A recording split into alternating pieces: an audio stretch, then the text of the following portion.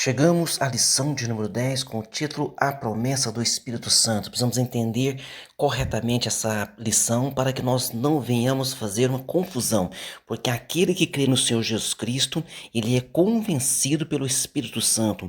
Aquele que crê em Jesus, aquele que pede o batismo nas águas, ele é batizado em nome do Pai, do Filho e do Espírito Santo, é porque o Espírito Santo o convenceu, porque o Espírito Santo o converteu, porque o Espírito Santo habita nele. E também a pessoa que crê no Senhor Jesus e busca o Senhor Jesus, ela também pode ser revestida do Espírito Santo, em algumas expressões teológicas, cheia do Espírito Santo, e também é entendido como batismo no Espírito Santo. É como se um dia estivesse muito frio e alguém está com um casaco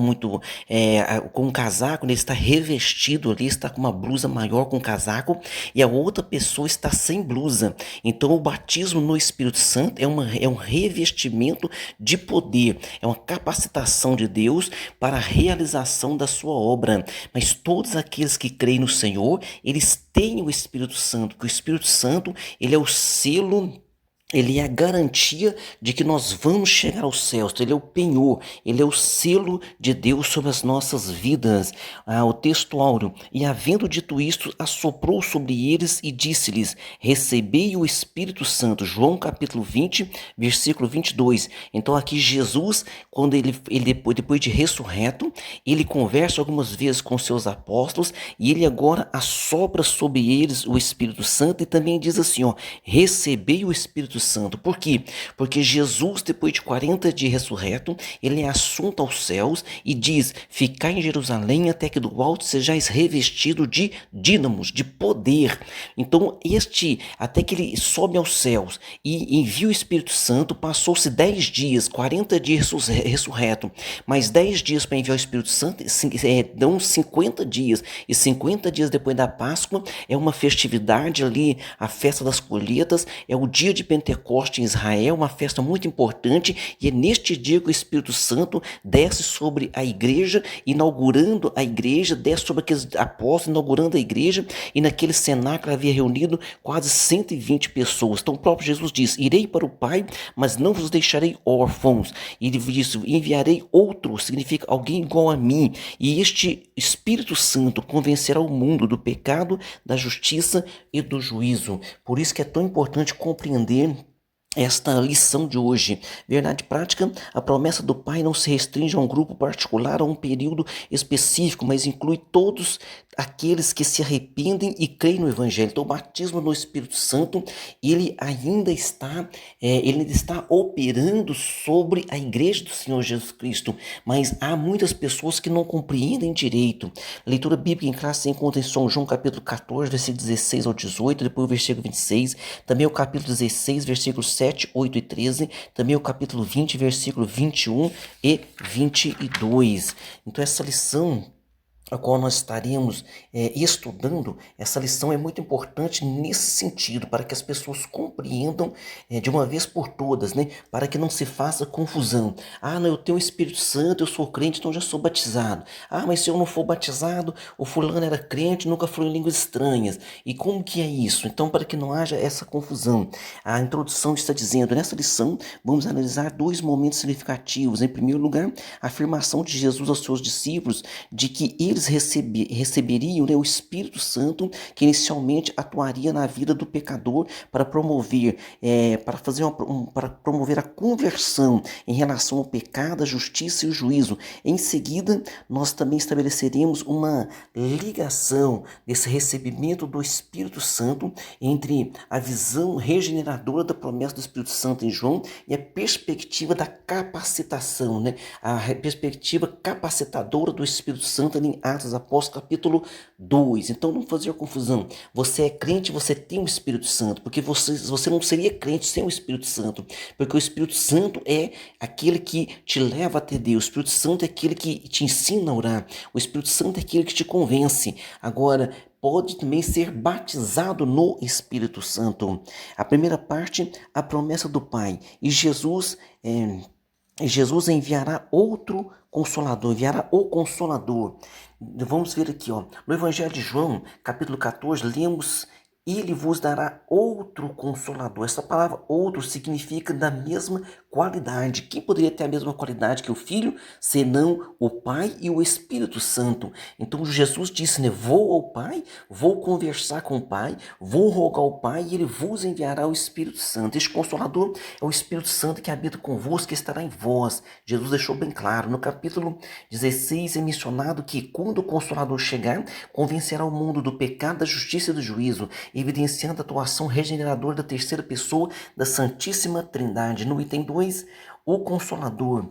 O Consolador, a palavra grega traduzida como Consolador é Paracletos, cujo significado refere-se a alguém chamado para ajudar, encorajar ou interceder por outra pessoa. Assim, um Paracletos assemelha-se a um amigo que desempenha o papel de advogado ou consultor especial. Então, tudo isso é o papel do Espírito Santo. Aí você diz, mas pastor, parece que isso também é o papel de Jesus. Sim, por quê? Porque o Pai, o Filho e o Espírito Santo, na atuação dele em nossas vidas, então nós vamos ver que o Senhor Jesus, ele morreu para nos salvar, ele perdoa os nossos pecados, o Espírito Santo regenera, o Espírito Santo é advogado, sim, Jesus também é advogado. Então, por isso que ele fala outro consolador. Então, o termo grego, allos, significa outro, indicando assim a distinção dele em relação a outros indivíduos da mesma natureza, ou seja, ele tem a mesma essência, mas é uma outra pessoa. Então o Espírito Santo é outra pessoa. Por isso nós dizemos que o nosso Deus é eternamente subsistente na pessoa do Pai, do Filho e do Espírito Santo,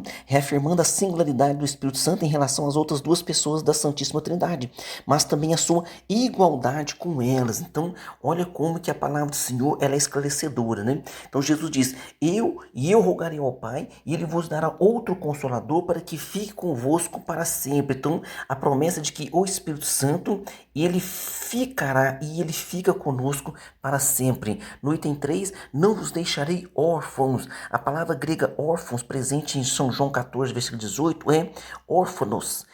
Que quando Jesus morreu, os discípulos sentiram-se órfãos. Deve ter sido difícil, né, aceitar o fato de que o Senhor Jesus, o Cristo de Deus, estava morto. Por isso que no começo, assim que Jesus morre, na cruz do Calvário, eles ficam reclusos, eles ficam entristecidos, eles ficam ali cabisbaixos. Por quê? Porque por mais que Jesus pregou e ensinou, na mente deles não entrava a ressurreição, não entrava esse ensinamento. Tanto é que uma vez que Jesus dizia, vou subir a Jerusalém, o Filho do Homem vai padecer, vai ressuscitar o terceiro dia, o próprio Pedro repreendeu Jesus, diz assim, ó, tende misericórdia de ti mesmo, Jesus. Jesus repreendia ele dizendo assim, para trás de mim, Satanás, porque me serve de pedra de escândalo ou de pedra de tropeço, porque não compreende as coisas de Deus senão as dos homens. Pedro foi repreendido, mas continuou lá de Jesus, continuou ali firme, né? Então Pedro jamais arredou o pé, estava sempre firme ao lado do Senhor Jesus. Então Jesus disse a eles, não vos deixarei órfãos.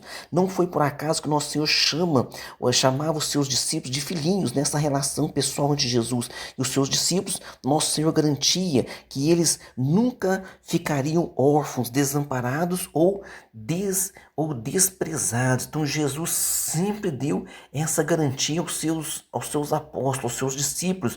Na parte 2, o Espírito habita os discípulos. Então o Espírito Santo, ele habita dentro de nós. No item 1, João 20 e 22. O João 20 e 22, também o 21, né?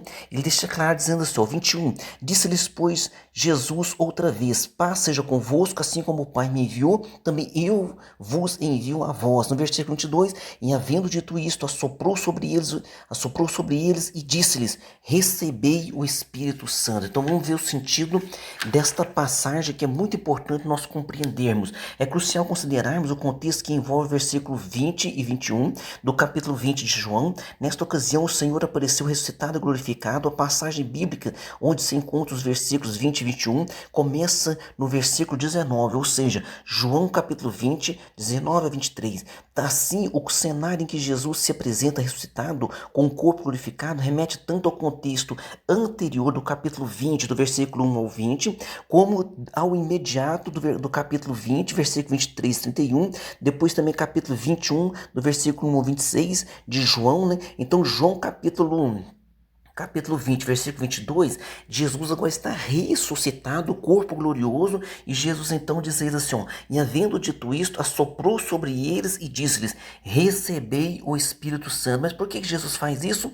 Porque Jesus iria para o Pai, haveria 10 dias. Quando Jesus sobe ao Pai, tem 500 irmãos, mais de 500 irmãos, vendo Jesus ressuscitado subir aos céus. E Jesus falou para eles ficarem em Jerusalém. 10 dias que eles ficam ali, perseverando, orando, cantando hinos, no dia de Pentecostes já havia 120, ou seja, a maioria já não estava ali presente, por isso que Jesus assoprou sobre o Espírito Santo, sobre os seus apóstolos, para que eles permanecessem até a descida do Espírito Santo no dia de Pentecostes. No item 2 aqui, o sentido de assoprou sobre eles o Espírito. Então vamos ver esse sentido aqui, ó. O capítulo 20 de João, do Evangelho de João, contém um versículo que gera diversas interpretações teológicas divergentes. Mas nós vamos ver aqui o que está escrito na Bíblia de Estudo Pentecostal, que é muito coerente esse ensinamento. Oferece uma observação significativa sobre a interpretação deste versículo. Ele esclarece que a palavra grega traduzida como assoprar é infusão, a qual também aparece na versão grega da Bíblia Septuaginta, lá em Gênesis 2:7, quando o Senhor faz o homem do pó da terra, ele sopra na narina do homem, ele sopra a vida na narina do homem e o homem se torna alma vivente. Então, o sopro, o fôlego de vida. E é também utilizada lá em Ezequiel, capítulo 37, versículo 9, quando Ezequiel vê um vale de ossos secos, aquele vale de ossos secos se ajunta osso com osso, né, cresce pele sobre eles, nervo, e parece que já está um exército pronto, mas ainda não havia o que vida. Então, Deus fala para o profeta profetiza. Então, depois de profetizar, o Espírito veio dos 4 cantos, né, assoprando sobre eles. Então veio que assoprando sobre eles. Então é a mesma palavra. Portanto, a expressão presente em João 20:22 sugere que o Espírito foi soprado para trazer nova vida, para dedicando uma perspectiva de regeneração aos discípulos. Então esse Espírito Santo assoprado sobre eles também o que? É esse cuidado de Jesus para que eles conduzisse aquele povo ali. Veja bem, você fala, mas pastor, é só 10 dias, mas para nós desviarmos, nós não precisamos de 10 dias, nós não precisamos nem de 10 horas, basta 10 minutos de pensamento errado, de uma palavra errada, de uma atitude errada, e um pecado estará consumado. No item 3, um episódio anterior ao Pentecostes. No item 3, que um episódio anterior ao Pentecostes. Em João 20:22 também se lê, recebei o Espírito Santo. Então ele fala dessa forma, né? Recebei o Espírito Santo. Quando ele fala dessa forma, receber o Espírito Santo, essa expressão sugere como consequência direta da menção a assoprar sobre eles, indicando que o Espírito Santo habitou os discípulos naquele momento específico. A partir desse ponto, os discípulos tornaram-se nova criação, completamente regenerados, sendo governados e habitados, vivificados pelo Espírito Santo, que é isso que o Espírito Santo faz em nós. Posteriormente, o que ocorreu em Pentecostes seria o que? Uma segunda obra distinta, uma obra capacitadora do Espírito Santo. Veja bem, para com os discípulos, que Jesus soprou sobre eles o Espírito Santo, porque em Atos Apóstolos, Jesus deixou bem claro, porque quando Lucas está escrevendo Atos, Lucas deixa assim escrito, ó, Jesus fez uma promessa, mas recebereis a virtude do Espírito Santo, que há de vir sobre vós, e ser-me-eis testemunhas tanto em Jerusalém, como toda a Judéia e Samaria até os confins da terra. Ou seja, recebereis a virtude, vocês vão ser cheios de poder. Poder ali, a palavra é dínamos, dinamite, né? Dínamos. Vocês vão ter autoridade, vão ter poder, e vão sair anunciando o evangelho, vão sair pregando o evangelho. Então, o batismo no Espírito Santo é essa capacitação de poder. E nós vamos observar ali em Atos capítulo 2 que houve ali 2 milagres distintos e especiais. Por quê? Porque quando eles estão reunidos no capítulo 2 de Atos, o Espírito Santo vem, diz ali a Bíblia que eles foram cheios do Espírito Santo e falaram em outras línguas. A palavra é glossolar, em outras línguas. Quando todo mundo se reuniu de curiosidade para ver o que estava acontecendo, aí diz que eles ouviam glorificar na sua língua. Aquela palavra língua é dialecto. Então veja bem, eles falaram língua estranha, glossolar, dialecto, os povos se ouviam no seu dialecto. Então foi um milagre ali, tanto o milagre do batismo com o Espírito Santo, que falaram em línguas estranhas, como também o milagre de que as pessoas, ao ouvirem eles ali falando, entendiam na sua língua a glorificação e a magnificação do nome de Deus. Parte 3, a promessa do Pai no dia de Pentecostes. No item 1, e de repente, porque a Bíblia fala isso, né?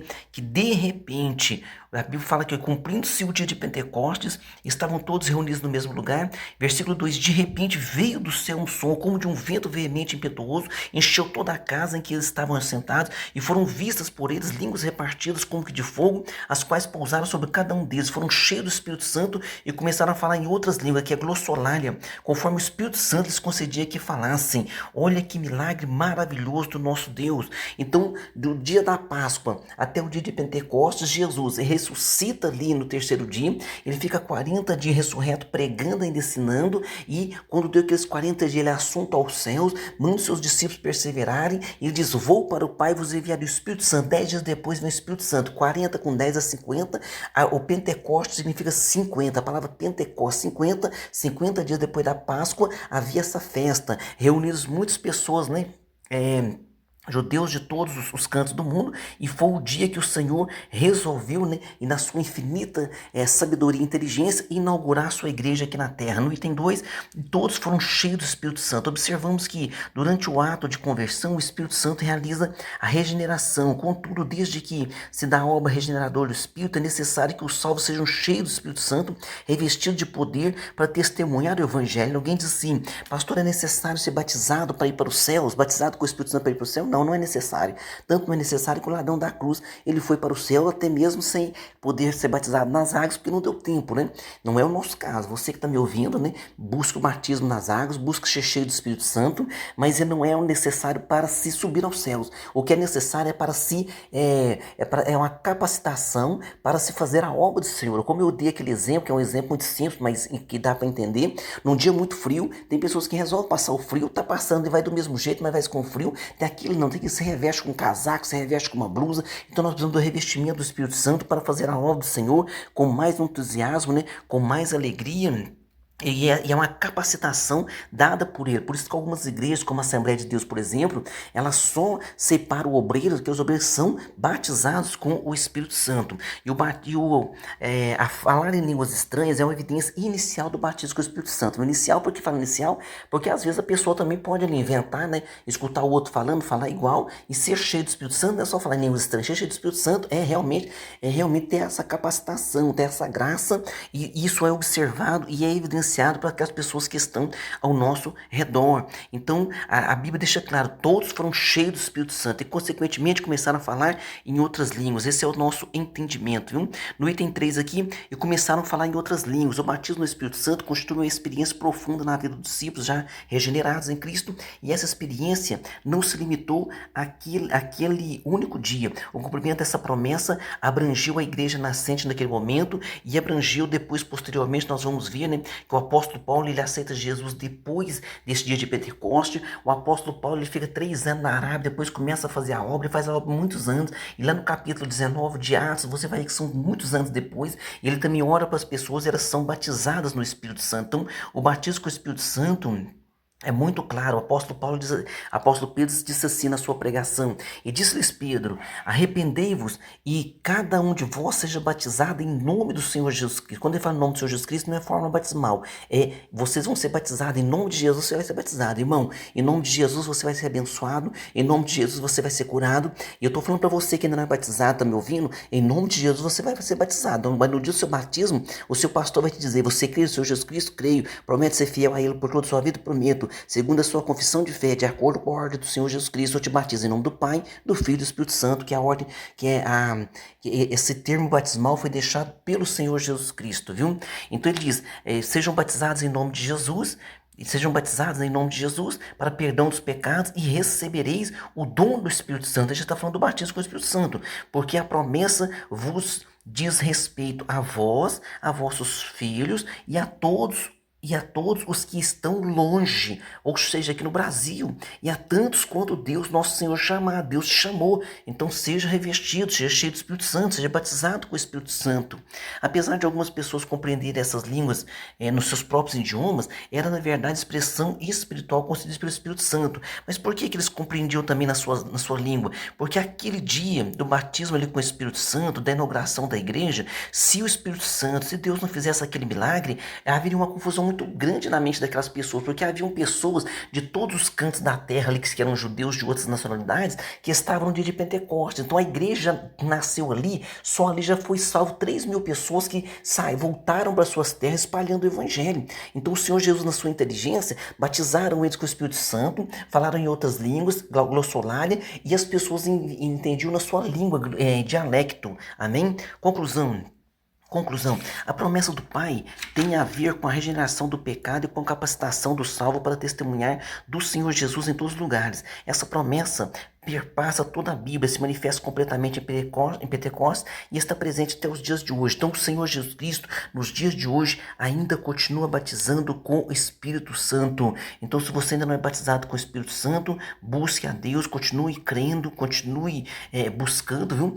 Tem pessoas que entram no desespero, né? Ah, mas porque eu não sou batizado, se eu ser batizado, não fica essa paranoia. Apenas busca, apenas glorifica o Senhor, apenas sinta a presença de Deus, apenas se coloque mais e mais na posição que daqui a pouquinho você vai ser batizado com o Espírito Santo também, amém? Vamos para nossas perguntas. De acordo com João 14, conforme apresentado na lição, como podemos perceber o registro de alguns ensinos de Jesus? Olha só, nós vamos perceber o seguinte: o Espírito Santo como consolador, regenerador. E também pergunta 2, dê o conceito da palavra consolador de acordo com a lição. Então refere-se a alguém chamado para ajudar, encorajar, interceder por outra pessoa. Também é o sentido de advogado. Jesus é nosso advogado? O Espírito Santo é nosso advogado? Também. Pergunta 3. Quais são as duas expressões em João 20 e 22 que são muito importantes? Então essa expressão é: assoprou sobre eles, depois diz para eles: recebei o Espírito Santo. Pergunta 4. Que obra extraordinária o Senhor Jesus ressaltou em Atos 2? O batismo no Espírito Santo, que é um revestimento de poder. Pergunta 6. No ato da conversão, o Espírito Santo opera a regeneração. A partir da obra regeneradora, o salvo precisa de quê? Desde que se dá a obra regeneradora do Espírito Santo, é necessário que os salvos sejam cheios do Espírito Santo, né? Busquem a presença do Senhor para que possam ser revestidos do Espírito Santo, revestidos de autoridade, e façamos a obra do Senhor com a sua graça, com a sua bondade, e cada um de nós possamos ser guiados por esse Espírito Santo. Amém? Deus abençoe você e sua família, e até a próxima aula.